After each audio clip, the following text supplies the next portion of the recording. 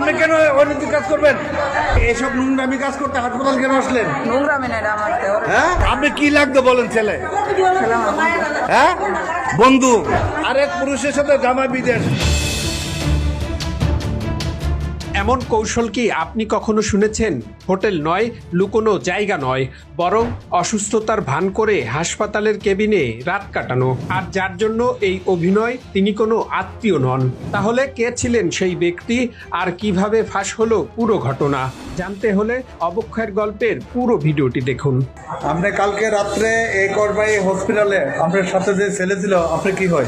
প্রবাসে থাকা স্বামী পরিবারের জন্য কঠোর পরিশ্রম করে যাচ্ছেন দূরের দেশে। অন্যদিকে দেশে থাকা স্ত্রী, 2 সন্তানের জননী শারমিন আক্তার। বাইরে থেকে সবকিছু স্বাভাবিক মনে হলেও ভেতরে ভেতরে চলছিল এক গোপন অধ্যায়। যদি বাসে না যায় দাঁড়াইছেন আপনি বলেন না, আপনি যান ভিতরে যান। বলেন না আপনি শুনতেছি। আপনার নাম কি? আমার নাম শারমিন, শারমিন। আপনার বাড়ি কোথায়? দজনগর। দজনগর। তা আপনি ওই যে ছেলেটা ছিল তার নাম কি বলেন?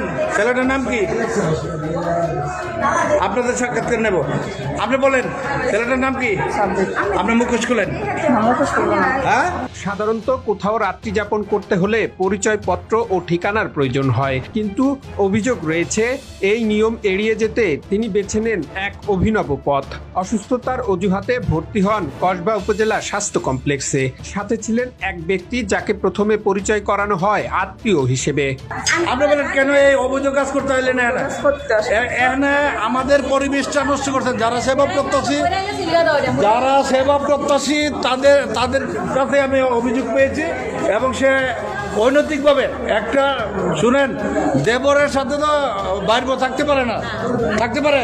তাহলে আপনি মা হিসাবে কেন বলতেছেন যে এই সেই? আপনি সঠিক কথা বলবেন তো। এরকম আপনি মেয়ে কি ভালো হন সেটা জান না? তাইলে সে বলো মুখোশ খুলো, তুমি মুখোশ খুলো, নাহলে আমি কিন্তু পুলিশ ডাকবো। না, আমি অসম্ভব। রাত কেটে যায়, সবকিছু যেন পরিকল্পনা মাফিকই চলছিল, কিন্তু পরদিন সকালেই পরিস্থিতি নিতে শুরু করে ভিন্ন মোড়। হাসপাতাল থেকে রিলিজ নিতে গেলে হাসপাতাল কর্তৃপক্ষের সন্দেহ তৈরি হয়। প্রশ্ন করা শুরু হলে হঠাৎ করে সেই ব্যক্তির আচরণ হয়ে ওঠে অস্বাভাবিক। এরপরই সবার চোখের সামনে থেকে পালিয়ে যান অনুচিত সম্পর্কের প্রেমিক। ছেলেটার নাম বলেন? বলছি তো সাব্বির। সাব্বির। ভাইয়ার বাড়ি কোথায়? এর বাড়ি ব্রাহ্মণবাড়িয়া। ব্রাহ্মণবাড়িয়া। তো ব্রাহ্মণবাড়িয়াতে আসলো, আপনি দিয়ে বললেন সবার সামনে আপনি দেবর, এই মিথ্যা কথা কেন বললেন? বলেন।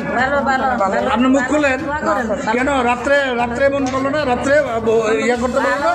রাত্রে কি এই আপনারা বলেন তো, রাত্রে কি মুখ ঘুরা ছিল? দুজনে আন্দাজে ঘুমাইছে না? এই যে ঘুমাইছেন, সবাই বলতেছে।